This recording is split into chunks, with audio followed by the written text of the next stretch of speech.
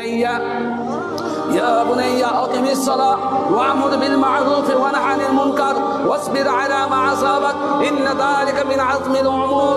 হযরত লুকমান রাহিমাহুল্লাহ তার প্রিয় বৎসকে রেখে তার প্রিয় সন্তানকে আহ্বান করে বলেছিলেন, ইয়া বুনাইয়া, হে আমার কলিজার টুকরা সন্তান, আকিমিস সালাহ, নামাজ কায়েম করো। আকিমিস সালাহ, নামাজ কায়েম করো।